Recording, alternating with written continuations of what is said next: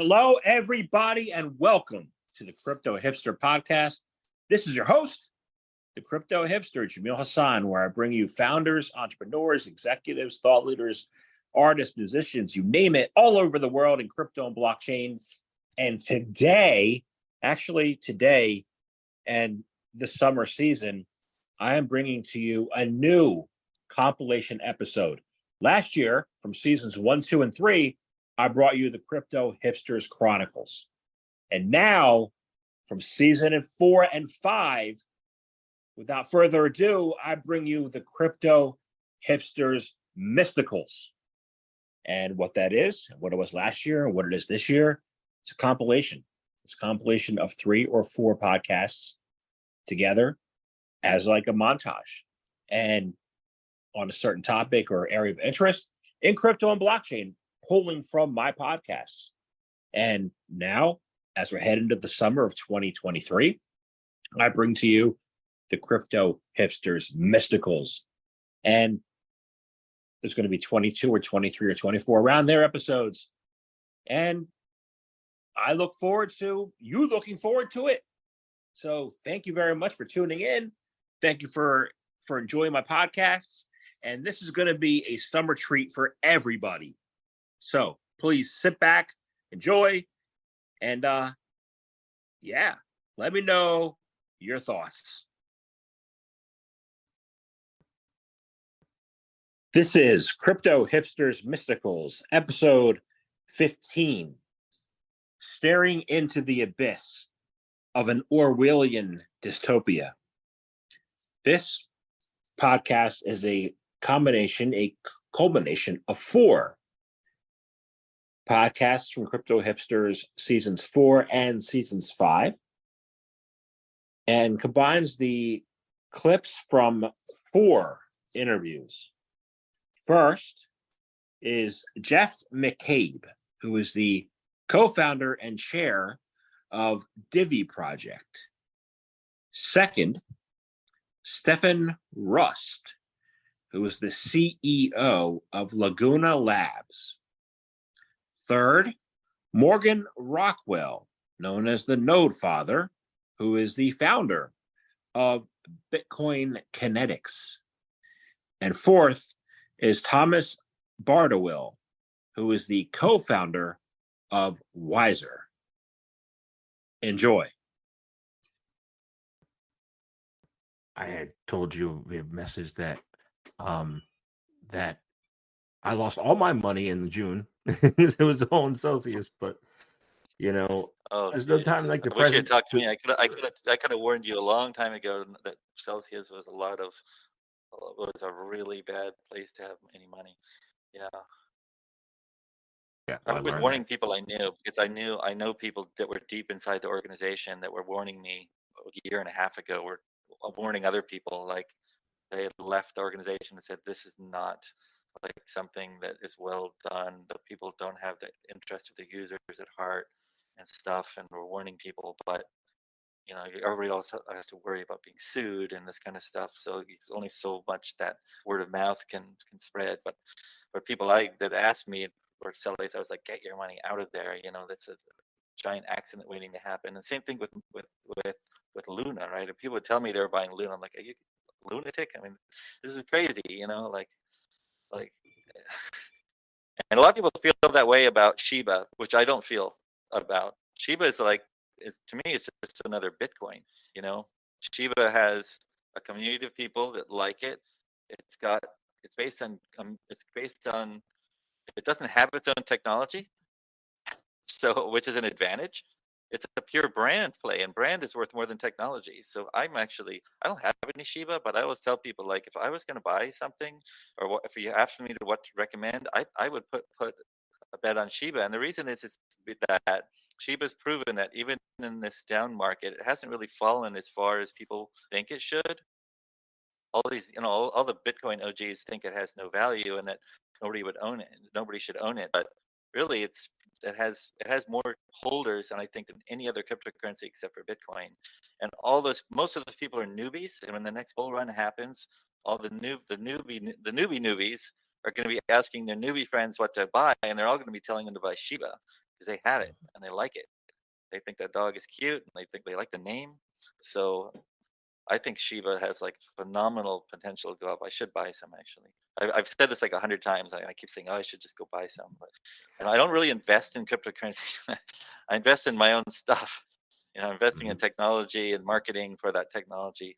And so that's like, I have Lightning Works right now. I'm doing digital comic books, and we have this whole world of stuff. We're trying to be the new Marvel of Web3, and so we have this incredible. We have a Marvel and mostly Marvel and DC artists that are doing all of our art, and it's done. It's all interactive. It's animated.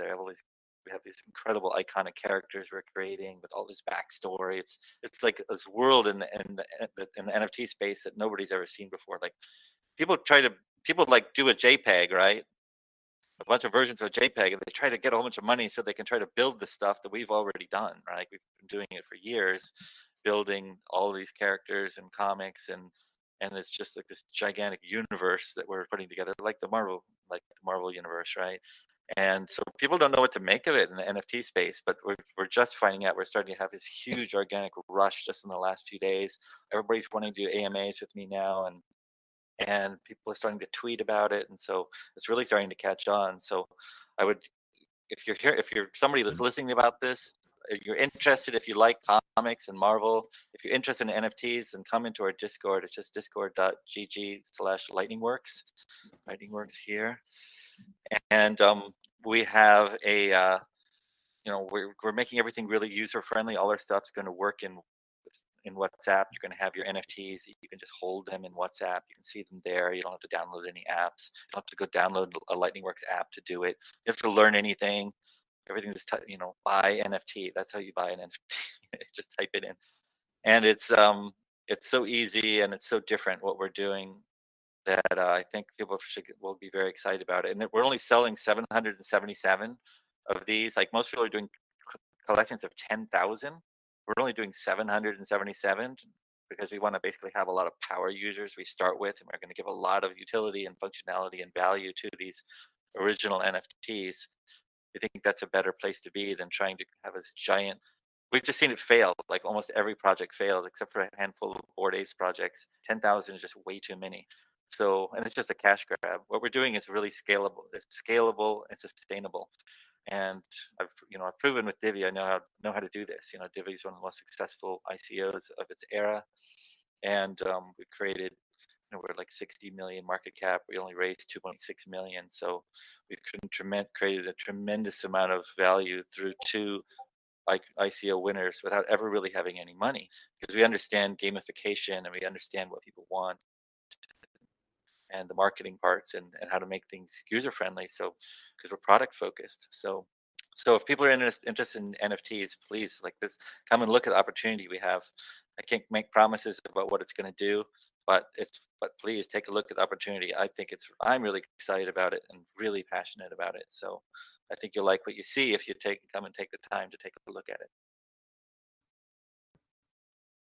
So I want to talk about not just the flat coin, which sounds great, but also about something that starts with an F called flipping, right? You seem to be a proponent of the flipping, right? And I find that interesting coming from your Bitcoin background, right? So first of all, what is the flipping, and what is its potential? Where are we at today, and how did you transition to being an Ethereum advocate? I think the transition came when, I mean, don't get me wrong, I still love the payments element associated with what we were trying to do at Bitcoin Cash. I really believe we need to build a payment solution.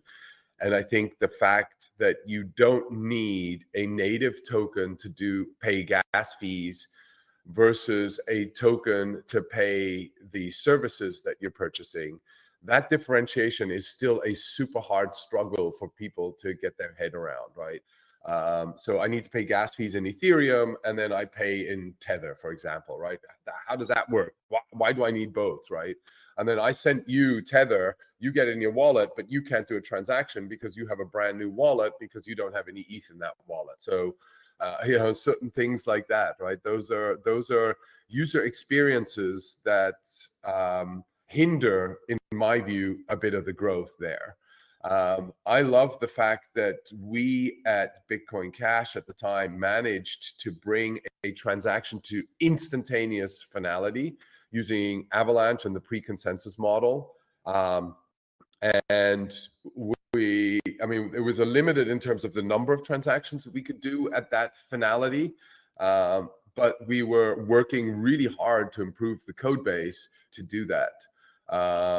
And Ethereum, what really attracted me to Ethereum was the developer community, right? Where you have developers, where you have passion, where you have engagement, you're just going to enable creativity to flourish.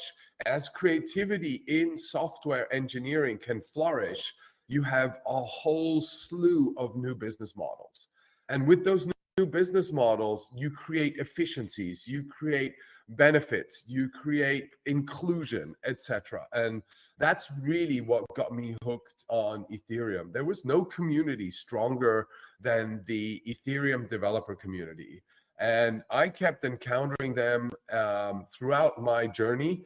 And I just wanted to experience that. And I felt some of the activities of bringing governance on chain into smart contracts, auditable, verifiable, open sourced, where others can review, they can compile it and verify that it actually works according to what they say they do in the white paper. Those types of activities were extremely positive. And yeah, and you're seeing that now, the Avalanche community is quite a strong community, but nowhere near the size of Ethereum. And they're building it on the C chain, right? Which is an EVM itself, right? I mean, it's an Ethereum chain as well, a fork of Ethereum. Binance, it's an Ethereum fork, right? BNB chain. You've got the same with Polygon. And then you look at Solana is the only new chain, and Polkadot, which were the only new chains that sort of really evolved and have very small but committed and passionate communities. And to me, how do we now bring all of that effort, that energy together and build out an amazing user-centric approach to the development and the engineering centricity that those networks have? And the flipping is when Ethereum takes over, right? Bitcoin. Yeah. And I So think, that developer activity that's happening on the Ethereum chain is driving a lot of value. Every one of these layer twos that want to integrate with the Ethereum chain or uses Ethereum chain as the security layer requires ETH to pay for the utility services. On top of that, that means that Ethereum has significant utility and significant transactional value. Yeah, you just said made a lot of sense. I've brought back in my mind like 4 or 5 cybersecurity interviews that I've done and Shore's algorithm and all that stuff. And what you just said makes a lot of sense. So thank you. And I try, but like that's my view. I just feel that those security questions and the almost the philosophy of why are you doing this, how are you doing this, and who are you doing this with and for, those should be asked no matter what you're building.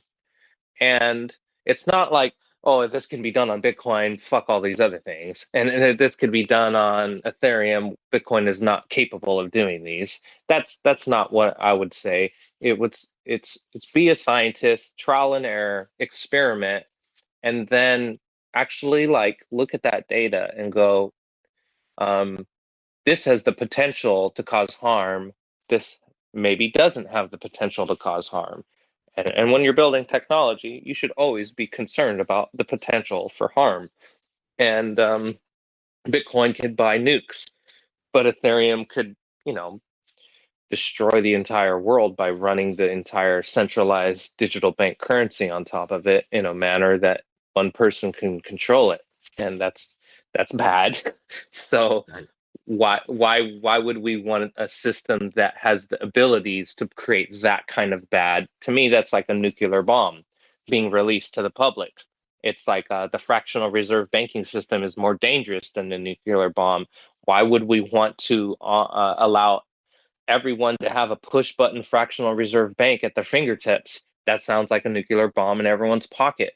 Now, if Bitcoin was in everyone's pocket, that sounds kind of like a Swiss bank in everyone's pocket. And the Swiss are notorious for, keeping their mouths shut and keeping your money in the box and not letting people take it who don't need it. I think that's where you have to put your step back and go, what kind of harm is this thing going to cause versus the kind of harm this thing is going to cause? And as a scientist, if you're going to make a deadly virus or you're going to grow fungus into a computer that could take over the world, you better start thinking about the harm first before you write that code. Frankenstein's monster could kill everyone, but really the people with the pitchforks were really the scary monster in that story. So, Ethereum could harm the world if it's done in a wrong way. But what's even worse is if it screws everyone's financial and private life up in some horrible way, and all of those people burn the planet down with anger because of it. That's a scarier monster than Ethereum. It's the outcome of the mistake it being done.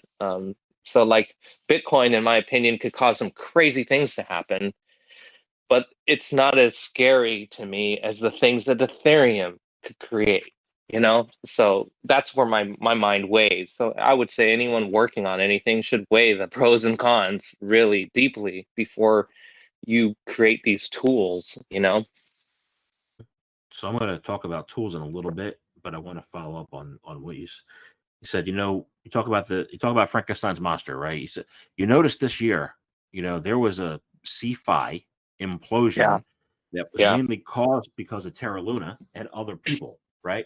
Yeah. And I'm not going to name names, but everybody knows who they are.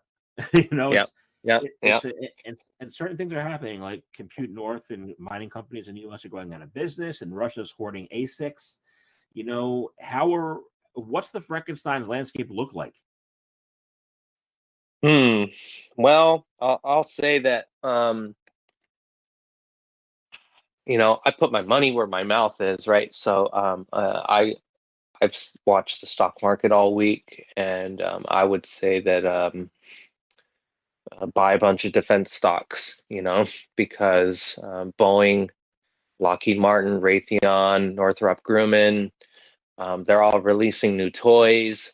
We just got our brand new amazing scary bomber released, like a new iPhone, and they presented it as such, which is pretty scary. We have to think of war as Americans because we've been at war for over 250 years nonstop, whether you know it or like it. And when it comes to Bitcoin and the centralized currencies that are built around it, the stable coins, and all the art NFT billions of dollars money laundered through OpenSea, the massive amount of money that is moved in this space, whether it's only $1 to $2 trillion, and all the rich people in the world say that's insignificant to the 200 trillion the U.S. is in debt and derivatives. It's still a large amount of money. $50 to $100 million was donated to the Ukrainian military to buy flak jackets and guns using Bitcoin. And we can't deny that Bitcoin is a tool for war. It's a tool used in war. Ethereum was used in the Ukrainian military as well. So was the Tether stablecoin built on top of Ethereum. It was probably used for heavy amounts of money laundering and stealing of those funds, and maybe bringing it back to the United States to donate to politicians in an illegal manner for handshake deals. And there's like a massive amount of war always happening, and currency war, financial war. As someone who did war games for the United States military on Bitcoin, there are plenty of people that did gold war gaming for the last 50 years, 100 years for the U.S. military, and the stable coins. And the centralized exchanges and the decentralized algorithms to do exchanges are all being used in war games of potential enemies of the United States using these tools to build armies, to pay for spies, to pay for dissent, or to pay for sabotage and attacks. And so those tools being used in that way, whether you like it or not, that should be the forefront of every developer and Bitcoiner. Just like anyone in World War I and II was conscripted to be a scientist or a soldier, and if you knew how to build a Jeep or a gun, or you knew how to invent penicillin, you were usable. You're a scientist, but this is important for the war. Got it. And so, like, a lot of not a lot of people here, at least me, we weren't taught Austrian economics in college. We were taught Keynesian, right? We're all taught like this is the basis. Like, what is special about Austrian economics that makes it perhaps a better model and the better one for Bitcoin? When I was in university, I'm going to be honest, we probably just literally did one lesson on Austrian. I don't recall having dived deep into Austrian economics. It was really Keynesian all along for us. So for me, it was quite a new perspective when I started getting interested in that. But the difference between Keynesian and Austrian is mainly in the way the economy should be regulated in a way, let's say. So what Keynesian says is that government should intervene. There should be government intervention, whereas Austrian sets more for a free market and saying that the market is going to adjust by itself, demand and supply, and that's a free market. We can go deep into that, but in Keynesian, basically, both identify business cycles, booms and busts. And what Keynesian say is that through government intervention, you can lessen the bust, so have a softer landing, have lower a bust, and improve the growth. So they intervene to move the market. But what the Austrian says is that whenever the government intervenes, what they're doing is that they're breaking the equilibrium. And when they break the equilibrium, what happens is that they're in constant state of deficit. Because for you to break the equilibrium, what you have to do is either add demand or supply where it's not needed, right? So that's the only way you can break the equilibrium. So by doing that, it's going to cost you. There's going to be an intrinsic cost of moving that equilibrium by this intrinsic cost. So as long as you're not in equilibrium, it's going to cost you. So now what Keynesian are saying is that, the cost, the benefit outweighs the cost. But it's becoming clear that firstly, it's not.